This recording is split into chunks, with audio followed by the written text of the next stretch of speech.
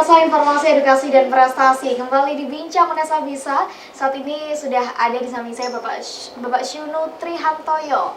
Ya. Selamat sore Bapak, bagaimana kabarnya? Alhamdulillah baik. Alhamdulillah, tetap di masa pandemi tetap WFH ya Pak? Betul, ya ini semuanya bekerja dari rumah begitu ya. Baik Bapak, kali ini kita akan berbincang-bincang mengenai bagaimana langkah sekolah menghadapi keadaan new normal. Ya. Seperti yang kita tahu, kondisi pandemi ini akhirnya membuat semua menjadi WFH, termasuk pendidikan. Bagaimana Bapak melihat kondisi sekolah dalam menghadapi pandemi seperti ini Pak?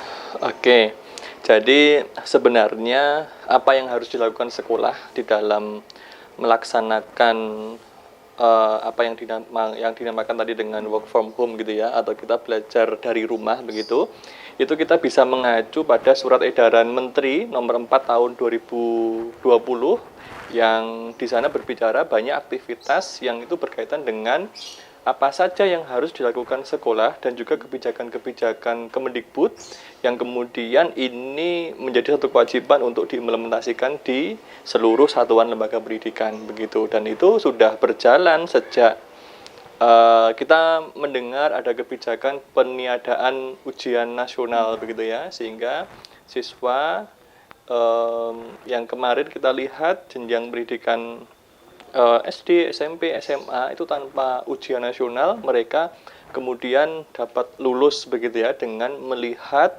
acuan pada nilai-nilai di 5 semester berikutnya begitu. Apakah ketika Bapak melihat kondisi ini sekolah ini terlihat tidak siap gitu Pak karena ada perubahan ini? Iya, kalau tidak siap ada beberapa sekolah yang saya melihatnya tidak siap begitu ya.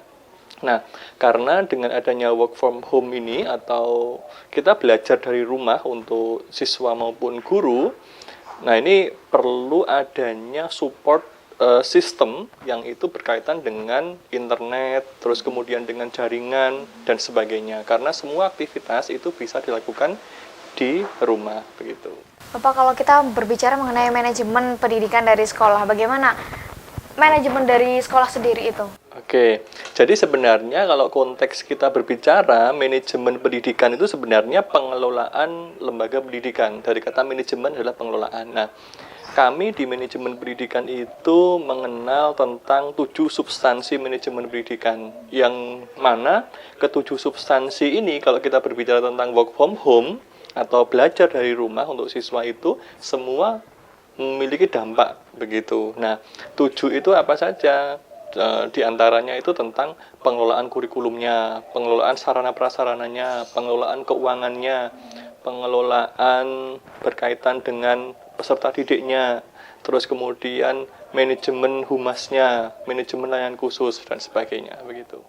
Bapak, lantas kemudian bagaimana mengenai 7 substansi yang Bapak sebutkan? Apakah ada perbedaan dari masa pandemi dan setelah pandemi? Oke, baik. Yang pertama, kalau kita cermati surat edaran Menteri Pendidikan dan Kebudayaan, yang poin terakhir itu berbicara tentang realokasi dana BOS begitu. Nah, di kami secara keilmuan manajemen pendidikan itu ada yang namanya manajemen keuangan. Nah, di dalam konteks manajemen keuangan itu berbicara tentang pendanaan pendidikan. Nah, salah satunya pendanaan pendidikan itu sumbernya sekolah ya dari bantuan operasional sekolah atau BOS begitu ya. Kita mengenal BOS, ada BOS dari pusat, ada BOS dari daerah. Kalau untuk satuan pendidikan anak usia dini namanya BOP kita mengenalnya, tapi secara prinsip itu sama. Nah, di dalam surat edaran Menteri tersebut sudah disampaikan bahwasanya perlu ada realokasi anggaran untuk BOS begitu. Nah, apa saja aspek-aspek yang harus didanai dengan adanya BOS, artinya ada perubahan gitu ya selama work from home ini. Salah satunya sekolah itu bisa melakukan pengadaan untuk pembelian alat pelindung diri sederhana, contoh face shield, terus kemudian hand sanitizer, terus kemudian masker, dan juga di situ sudah disampaikan bahwasanya sekolah juga bisa melakukan pembelian pulsa atau internet yang itu nanti mensupport pembelajaran jarak jauh yang dilakukan oleh guru dan juga siswa begitu. Berarti memang ketika pandemi ini alokasi dananya untuk seperti pulsa gitu ya Pak. Tapi setelah pandemi yang mungkin sebentar lagi akan dibuka kurikulum baru gitu ya Pak, itu akan dialihkan ke new normal tadi, menggunakan pembelian face shield dan lain-lain, apakah sebenarnya siswa ini perlu melakukan itu di dalam sekolah itu, Pak? Ya. Dalam keadaan new normal.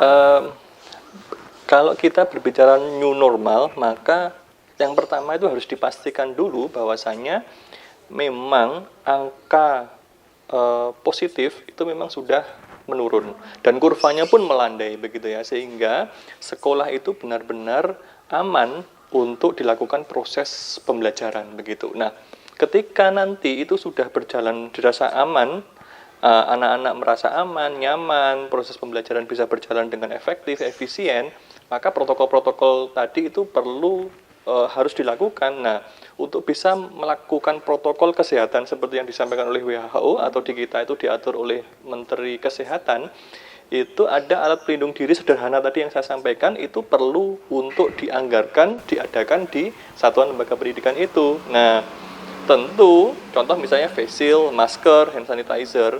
Hand sanitizer itu kan idealnya itu harus ada di setiap ruang kelas. Terus kemudian face shield maupun masker itu wajib bagi anak maupun guru untuk menggunakannya, kan begitu. Nah, itulah yang kemudian menjadi satu ketentuan sehingga pembelajaran itu bisa berjalan dengan efektif. Protokol kesehatan juga kita perhatikan, kita ikuti dengan sangat ketat.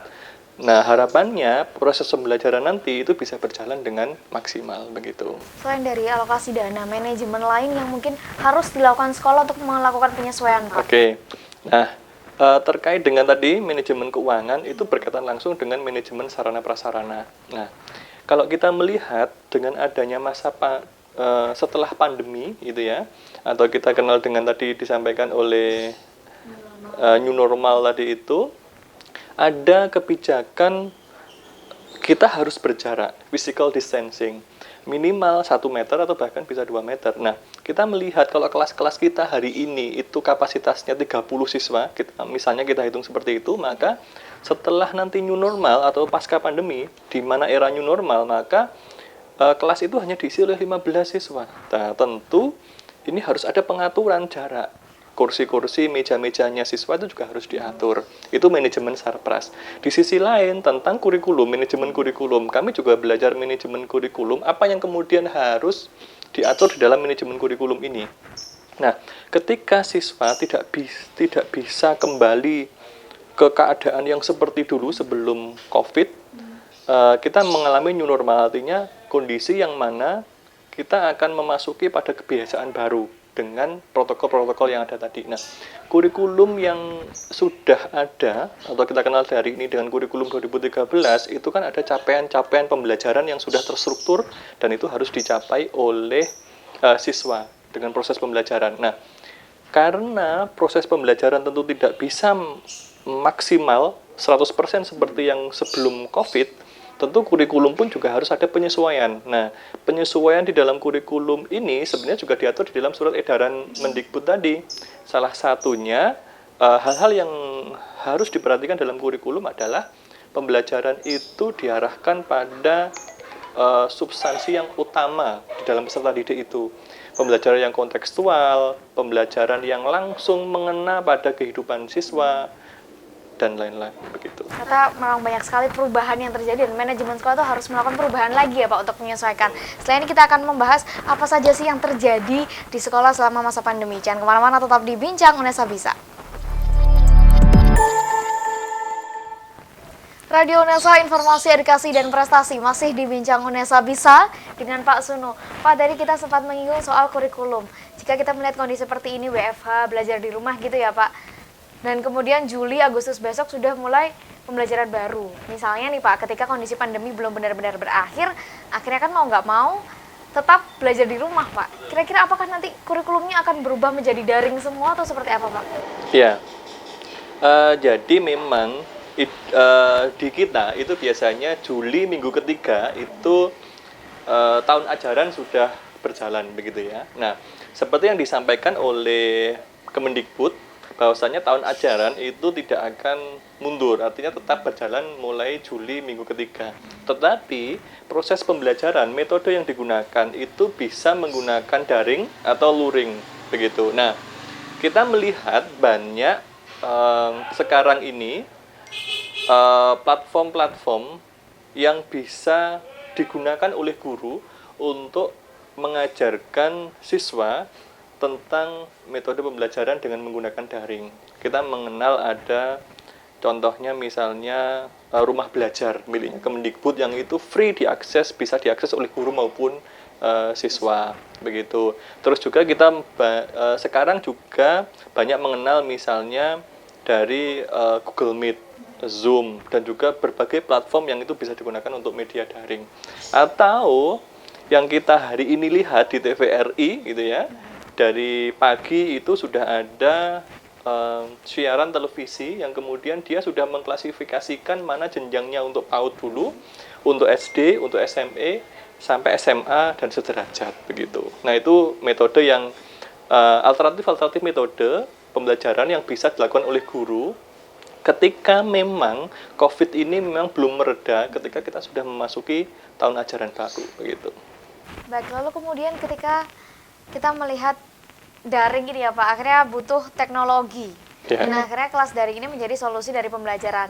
Nyatanya sejauh ini mungkin memang berhasil ya Pak pembelajaran daring. Apakah nanti kemudian pembelajaran daring ini akan diterapkan terus-menerus sehingga akan menggantikan tetap muka gitu Pak, atau seperti apa? Iya, yang pertama kalau dikatakan hari ini pembelajaran daring berhasil itu juga belum 100% berhasil gitu ya.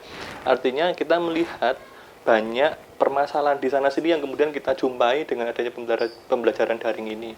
Kalau kita lihat data itu kurang lebih sekitar 54% sekolah itu yang sudah melakukan pembelajaran daring secara penuh. Kita bicara angka nasional gitu ya. Nah, selebihnya itu ada yang belum sepenuhnya menggunakan pembelajaran daring. Itu banyak aspek yang kemudian mempengaruhi dari jaringan atau internet yang memang bermasalah di satu daerah tertentu. Terus kemudian kita bicara juga SDM-nya atau juga infrastruktur yang lain yang juga mempengaruhi. Kayak gitu.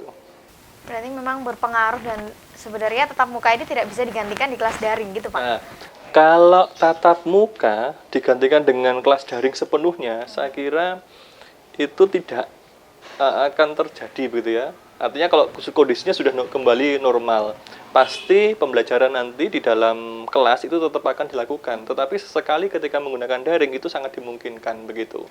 Nah, karena di dalam komponen penilaian kita mengenal ada penilaian selain pengetahuan dan keterampilan itu juga ada sikap begitu. Ketika daring, bagaimana guru itu mampu untuk mengetahui sikap siswa ketika siswa itu melakukan proses pembelajaran, apalagi itu dilakukan secara daring begitu. Nah, kalau daring kita ambil contoh saja siswa SD. Nah, siswa SD kan belum sepenuhnya mampu mengoperasikan komputer atau platform-platform pembelajaran daring itu, maka perlu ada bantuan dari orang tua kan begitu. Nah, ketika sekolah itu melakukan yang namanya pembelajaran daring, kemudian siswa diminta untuk mengerjakan soal, nah, sebenarnya di situ ada aspek-aspek yang dinilai dari aspek sikap itu. Contoh misalnya kejujuran. Nah, itu yang kemudian dinilai. Nah, itu yang kemudian jadi PR kita. Apakah memang orang tua itu benar-benar juga mengajarkan aspek-aspek yang dinilai tadi kepada diri siswa? Memang idealnya itu harus, begitu ya. Artinya ada kerjasama antara sekolah, orang tua, maupun masyarakat kalau kita kenal dengan Tripusat Pendidikan, begitu. Berarti karena penilaian pendidikan itu juga tidak hanya dilihat dari ilmu sains begitu ya Pak, tapi juga ada aspek sikap. Lantas kemudian kalau kita berbicara mengenai teknologi kaitannya dengan pendidikan, ada muncul platform-platform yang berbasis teknologi dengan platform ini membahas seputar pendidikan gitu Pak, dengan konten yang audiovisual. Apakah sebenarnya ini harus digunakan di pendidikan sekolah ataukah mungkin akan dipisahkan begitu Pak dengan guru gitu misalnya? Oke. Ini harus menyatu menurut saya ya. Artinya adanya konten-konten yang hari ini banyak kita kenal ya. Ada rumah belajar, ada ruang guru, terus juga konten-konten yang lain itu harusnya blended dengan sekolah itu sendiri. Nah, kenapa hari ini kita kan mengenal dengan adanya revolusi industri 4.0 kan gitu ya. 4.0. Artinya segala aktivitas manusia itu ke depan akan digantikan dengan teknologi, kan begitu. Bahkan belajar ke depan itu tidak lagi dikotakkan oleh satu ruangan terus harus tatap muka begitu ya. Artinya tidak selalu tatap muka, tetapi juga ada mix secara daring juga. Nah, adanya konten-konten yang tadi disebutkan ini satu keniscayaan di mana sekolah harus berkolaborasi dengan itu. Bahkan sekolah harus bekerja sama bagaimana semaksimal mungkin sekolah itu juga menghadirkan pembelajaran secara tatap muka, juga sekolah menghadirkan pembelajaran secara daring itu, meskipun pandemi sudah berlalu nanti misalnya begitu. Berarti memang bisa menggantikan tapi tidak menggantikan sepenuhnya. Jadi harus melebur gitu ya, Pak? Iya, betul. Baik, selanjutnya kita akan membahas seputar bagaimana kesiapan sekolah di kala pandemi ini dan setelah pandemi. Jangan kemana-mana, tetap di Bincang Unesa Bisa. Radio Unesa, informasi, edukasi, dan prestasi masih di Bincang Unesa Bisa dan masih dengan Bapak Syuno.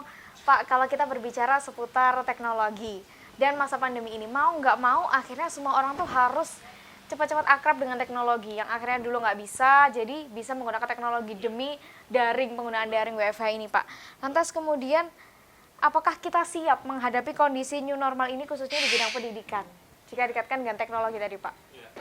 Betul sekali. Jadi begini, sebenarnya kita itu sudah tahap persiapan sebenarnya untuk mengalami kondisi yang seperti saat ini. Nah, seperti tadi saya sampaikan, revolusi industri 4.0 tadi itu. Nah, sebenarnya revolusi 4.0 tadi, revolusi industri 4.0 itu mengarahkan bahwasanya seluruh kehidupan manusia itu nanti akan dilakukan atau didukung dengan adanya internet. Jadi kita bisa melakukan aktivitas yang itu tanpa harus tatap muka. Salah satunya di dunia pendidikan. Nah, cuma sayangnya kita ini masih belajar, ibarat kita belajar berlari. Dengan adanya COVID-19 ini, kita sudah diharuskan untuk berlari kencang, nah, begitu.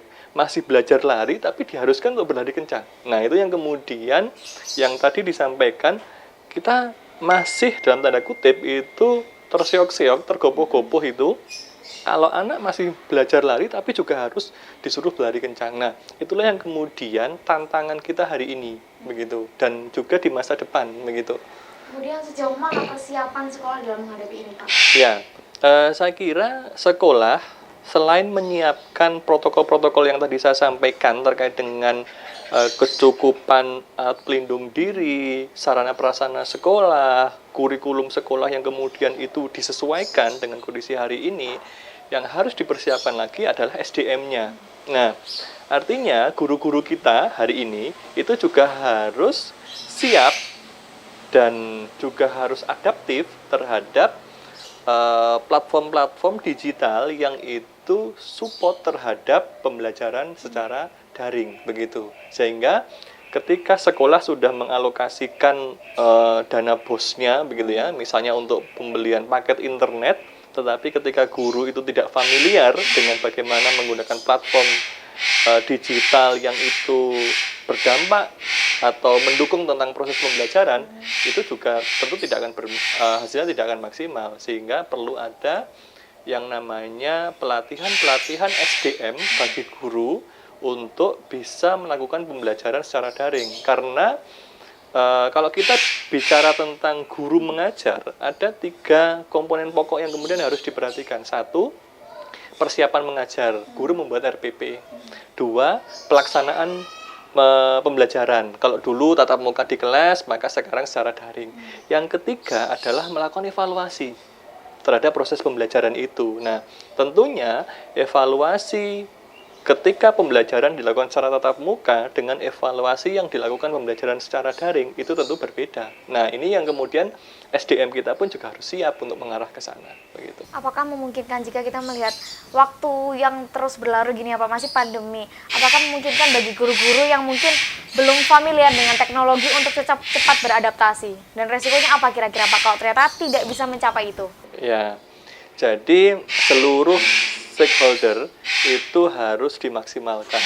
Nah, kita bisa melihat kepala sekolah yang ada di sekolah itu, terus kemudian ada pengawas sekolah di kita itu, terus juga ada komite sekolah yang kemudian ini bisa dioptimalkan perannya sehingga apa yang menjadi kekhawatiran tadi itu bisa diminimalisir. Nah, pelatihan-pelatihan itu juga dimungkinkan ke depan itu akan semakin ditingkatkan. Pelatihan-pelatihan itu semakin ditingkatkan. Nah, utamanya pelatihan-pelatihan terkait dengan pembelajaran secara daring itu tadi. Mulai dari bagaimana menyiapkan RPP, menyiapkan konten pembelajaran, mengevaluasi, sampai dengan guru itu bagaimana mengoperasionalkan platform-platform daring yang ada tadi itu. Nah, itu saya kira begitu. Apakah kira-kira nanti guru nantinya akan mudah cepat beradaptasi? Soalnya kan kalau saya berdasarkan pengalaman saya ya Pak, orang tua saya kan sudah cukup berumur untuk mengetahui teknologi itu agak susah gitu loh Pak beradaptasinya. Nanti resiko yang akan terjadi kan cukup besar, akhirnya mungkin guru tidak bisa memahami teknologi, akhirnya murid akan dibiarkan begitu saja atau seperti apa?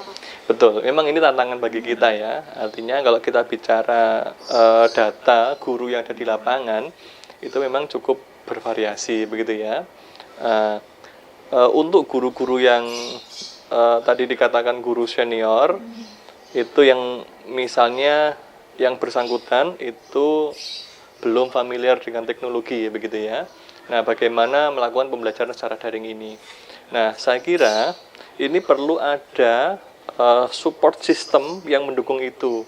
Nah, support system itu bisa, kalau aktivitas pembelajaran itu dilakukan di rumah, itu bisa dari keluarganya, bisa anaknya yang kemudian sudah melek teknologi, itu untuk melakukan pendampingan sehingga guru itu bisa melakukan aktivitas pembelajaran secara daring. Nah, kalau sekolah, support sistemnya tadi bisa kepala sekolah. Itulah kemudian di kami itu juga belajar bagaimana kepemimpinan kepala sekolah itu mampu untuk melakukan supervisi, pendampingan kepada guru-guru yang mengalami dalam tanda kutip permasalahan tentang pembelajaran. Nah, permasalahan pembelajaran itu bisa kaitannya dengan konten materi pembelajaran atau juga terkait dengan kompetensi pedagogik atau cara mengajar tadi, cara mengajar secara langsung ataupun cara mengajar dengan daring begitu. Berarti memang ini menjadi salah satu manajemen sekolah sendiri ya Pak, untuk melatih bagaimana guru ini akhirnya bisa untuk mengajar dengan baik gitu ya Pak? Betul, dan disitulah peran kepala sekolah itu menjadi penting, karena ada satu statement yang kemudian ini menarik, tidak ada siswa yang kurang pintar, yang ada guru yang tidak bisa mengajar gitu ya. Tidak ada guru yang tidak bisa mengajar, yang ada adalah kepala sekolah yang tidak bisa membina gurunya, kan begitu. Sehingga kepala sekolah, nah di kami belajar tentang manajemen pendidikan, ini yang kemudian menjadi sentralnya bagaimana pembelajaran itu bisa berlangsung, bisa berjalan dengan seoptimal mungkin begitu. Bapak, lantas kemudian konsekuensi apa yang akan kita dapatkan jika SDM yang kita punya ini akhirnya belum memenuhi untuk mencapai tujuan itu Pak? Oke, hal yang kemudian menjadi perhatian yang lebih itu adalah peserta didik itu sendiri. Artinya peserta didik kita itu jangan kemudian dalam tanda kutip tertelantarkan gitu ya, karena situasi COVID yang hari ini sedang terjadi begitu. Artinya hak-hak siswa itu juga harus sepenuhnya mereka dapatkan meskipun pembelajaran dilakukan secara daring begitu. Nah, kalaupun misalnya ada sebagian siswa yang kemudian tidak bisa mendapatkan fasilitas yang harus mereka dapatkan karena faktor SDM atau karena data dukung sarana prasarana yang ada, maka peran utama orang tua, nah itu yang kemudian dibutuhkan begitu ya. Meskipun sebenarnya orang tua sejak dulu itu juga bukan angkat tangan, cuci tangan terhadap pendidikan anaknya. Mereka tetap memiliki peran yang besar terhadap tanggung jawab pendidikan itu sendiri. Cuma kalau saya melihat dengan adanya pandemi ini, peran orang tua itu harus lebih banyak dan dominan. Peran tua itu harus bisa untuk memberikan support, pendampingan kepada siswa sehingga siswa itu tetap mendapatkan hak-haknya untuk belajar itu tadi begitu. Berarti dalam kondisi ini memang yang paling dibutuhkan adalah sinergi antara baik sekolahan, siswa maupun wali murid gitu ya Pak? Iya, Sebenarnya kalau kita bicara tentang konsep manajemen berbasis sekolah, satu pilar yang ada di sana itu adalah partisipasi. Partisipasi itu bisa masyarakat, bisa orang tua. Nah, dengan adanya MBS itu partisipasi masyarakat itu terus diupayakan bisa ditingkatkan oleh sekolah, begitu. Nah, saya melihat dengan adanya pandemi ini orang tua itu partisipasinya meningkat, begitu, meningkat. Nah, artinya kita melihat ternyata pandemi ini ada manfaatnya Baiknya. juga, ya ada sisi baiknya bagi kita, gitu ya. Artinya masyarakat atau dalam hal ini orang tua itu lebih aware terhadap pendidikan anaknya, dan orang tua sekarang juga sadar ternyata jadi guru itu tidak mudah, gitu ya. Nah, itu yang kemudian menjadi tantangan kita bersama. Momen ini jangan sampai lepas. Jadi ketika nanti pandemi sudah berakhir, gitu ya, misalnya sudah kembali benar-benar normal seperti sedia kala, maka sekolah itu harus menggandeng erat orang tua, sehingga orang tua tidak kemudian lepas kendali kepada anaknya, sehingga pendidikan itu bukan tanggung jawab sekolah semata, tapi pendidikan itu adalah tanggung jawab bersama sekolah, orang tua, dan masyarakat, begitu. Baik, terima kasih Bapak. Setelah ini kita akan membahas lebih dalam mengenai siswa. Kalau tadi sudah sekolah, guru bahkan orang tua, setelah ini kita akan membahas bagaimana karakter siswa yang terus berubah. Jangan kemana-mana, tetap di Bincang Unesa Bisa. Radio Unesa, informasi, edukasi, dan prestasi. Masih di Bincang Unesa Bisa dengan Pak Syunu. Pak Syunu, kita kali ini membahas seputar siswa. Kalau kita melihat kondisi pandemi, siswa akan belajar di rumah menggunakan teknologi terus-menerus, dan beban tugas yang diberikan oleh guru itu juga semakin bertambah karena tidak bisa tatap muka gitu ya Pak. Akhirnya tugas. Dan lagi kalau kita melihat siswa ini, apalagi anak-anak yang mungkin masih SD gitu ya, ketika mereka harus menggunakan teknologi, menggunakan HP, dan akhirnya kecanduan gitu kan Pak. Bagaimana sekolah harus menyiapkan perubahan karakter siswa yang seperti ini Pak? Ya, nah terkait dengan perubahan penggunaan gadget dulu ya.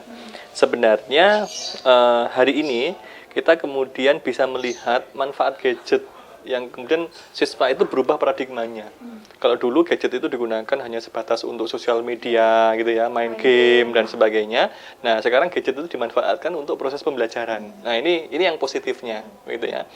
Nah, sehingga ke depan kalaupun nanti tatap muka sudah berjalan tapi dielaborasi dengan adanya daring, maka penggunaan gadget itu menjadi sesuatu hal yang nanti bisa mensupport dan memiliki nilai manfaat untuk proses pembelajaran itu sendiri, begitu. Nah, dari karakter sikap siswa yang kemudian berubah, yang pertama itu tentu terkait dengan sikap untuk menjaga kebersihan, gitu ya. Nah, di sekolah dengan adanya pasca pandemi ini, saya melihat nanti akan semakin banyak kita jumpai tempat untuk mencuci tangan. Itu. Nah, sehingga karakter siswa akan selalu menjaga kebersihan ketika siswa itu berada di lingkungan sekolah. Siswa akan lebih menjaga kebersihan.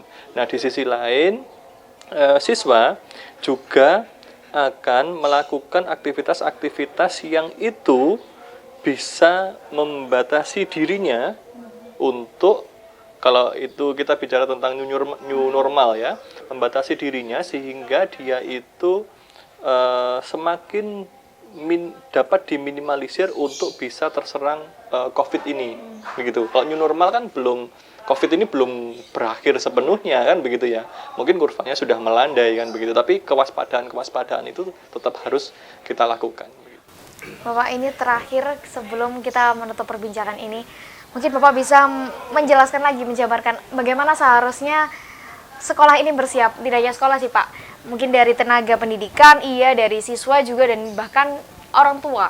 Oke, nah satu, saya mulai dari sekolah dulu gitu ya. Nah, sekolah itu perlu untuk mempersiapkan SDM, perlu untuk mempersiapkan sarana prasarana pendukung pembelajaran yang dilakukan di sekolah itu. Sekolah juga perlu untuk melakukan realokasi anggaran, begitu ya. Nah, sekolah juga perlu untuk melakukan penyesuaian kurikulum. Nah, karena ini sudah berlaku manajemen basis sekolah, manajemen berbasis sekolah, sehingga dimungkinkan sekolah itu bisa mengatur dirinya sendiri sesuai dengan kebutuhan permasalahan yang dihadapi oleh sekolah itu. Nah, karena kita tahu bahwasanya masing-masing sekolah di satu tempat, di satu kabupaten yang berbeda, memiliki permasalahan yang berbeda. Dengan adanya MBS, sekolah dimungkinkan untuk bisa mengatur pengelolaannya secara mandiri. Oke, dari sisi guru itu ke depan perlu lebih adaptif terhadap perubahan-perubahan yang terjadi, utamanya perubahan terkait dengan pembelajaran yang dilakukan secara daring atau secara virtual. Nah, guru-guru itu lebih familiar dengan platform-platform daring, pembelajaran daring seperti rumah belajar, ruang guru, terus berbagai platform yang hari ini kita gunakan itu harus lebih familiar. Guru juga diminta untuk lebih bisa mengadaptasi konten pembelajarannya sesuai dengan kebutuhan siswa. Pembelajaran yang kontekstual, sesuai dengan kehidupan siswa, terus juga melakukan penilaian yang otentik sesuai dengan yang disampaikan di kurikulum 2013. Orang tua itu juga lebih memperhatikan capaian pembelajaran anaknya. Nah, sehingga apa yang kemudian menjadi tugas atau beban belajar anaknya, ini orang tua ini bisa menjadi support system, pendamping bagi anaknya, sehingga pembelajaran itu bisa maksimal dilakukan, begitu ya. Nah, siswa sendiri itu pun juga harus bisa memanfaatkan teknologi. Saya yakin hari ini siswa itu sudah cukup Semua melek, bisa gitu ya. semua bisa. Bahkan orang tua itu siswa itu lebih bisa mengoperasikan gadget dibandingkan orang tuanya. Nah, kan gitu. Nah, siswa itu harus lebih aware bahwasanya gadget ini harus memiliki nilai manfaat bagi pembelajaran. Tidak hanya untuk main game, bersosial media, tetapi juga support terhadap pembelajaran itu sendiri. Baik, Bapak, terima kasih banyak sudah begitu jelas ternyata mengenai manajemen pendidikan dan kaitannya dengan bagaimana menghadapi manajemen pendidikan di masa pandemi dan new normal selanjutnya. Bapak, terima kasih banyak atas waktunya ada di Bincang Unesa Bisa kali ini. Ini juga menjadi akhir dari perbincangan saya dengan Bapak Syunu. Semoga kita bisa bertemu lagi di talk show selanjutnya ya, Bapak. Terima kasih. Baik, rekan Unesa, tadi perbincangan saya dengan Bapak Syunu berkaitan dengan manajemen pendidikan. Sampai jumpa di Bincang Unesa Bisa selanjutnya.